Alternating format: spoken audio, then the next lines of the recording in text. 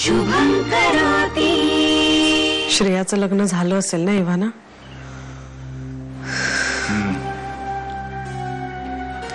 पण बरं झालं, त्यांची पण गाडी एकदाची मार्गाला लागली म्हणायची.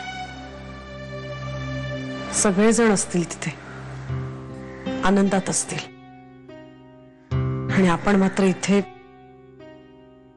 आपण तिथे जाऊन काय करणार होतो अलका? नाही, सगळे आनंदात असतील पण एकत्र असतील. तुम्ही बाहेर जायची तयारी नाही केलीत? ते हनीमून का काय म्हणतात त्याला? नाही, सध्या तरी नाही जाणार होता मी कुठे. हा, अर्थात जे काय उरकायचं ते आधीच उरकलं म्हणा तुम्ही.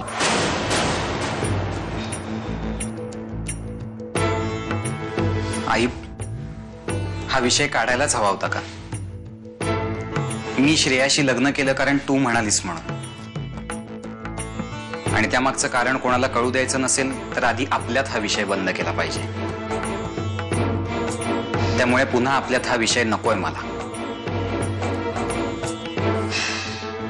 ठीक आहे, नाही बोलणार. आता काय बायको आले ना घरात, आता आईचं कसलं महत्व उरणार.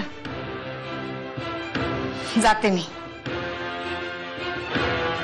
लावून घे दार.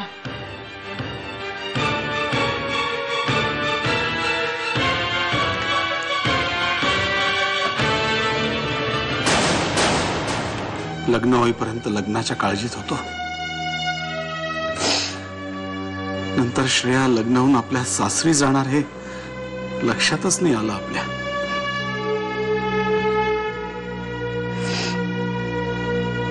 काय काय करायचं होतं ग श्रेयासाठी, सगळं राहून गेलं. अनु, ही सगळी मुलं लहानपण संपून कधी मोठी झाली कळलंच नाही ग मला.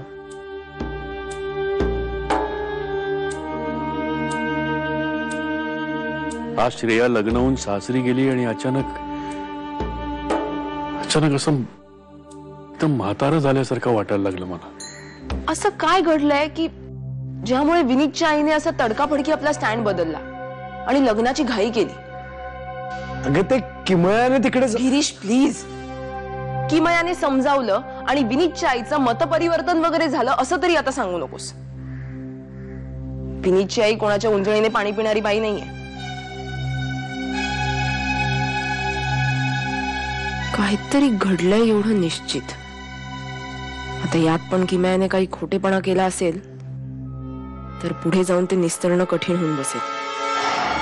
आपल्याला जशी श्रेयताईची आठवण येत आहे तशी तिला पण आपली येत असेल ना? मग ती काय करेल? रडेल? नाही, आपण श्रेयाताईला रुखवतात छोटं शुभंकर ते दिलाय ना, ती त्याच्याकडे बघेल आणि मग आपण सगळे तिच्या बरोबरच होत असंच तिला वाटेल. पूर्वी सुखदुःखाच्या प्रत्येक क्षणी हे घर एकत्र यायचं. आज तर तिचं लग्न झालं म्हणून आनंद,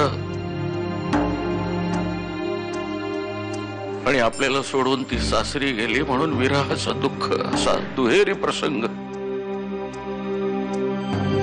घरातल्या प्रत्येकाची तोंड वेगवेगळ्या दिशेला. या फोटोला जसं चौकटीनं घट्ट बांधून ठेवले ना, तसं या घराला घट्ट बांधून ठेवायला हवं रे. मला जा, अरुण आणि विवेकला मी बोलावलंय म्हणून सांग. जा. बोलावलंय दोघांना एकत्र? एकत्र. बघूया येण्याचं तरी सौजन्य दाखवतात का. जा.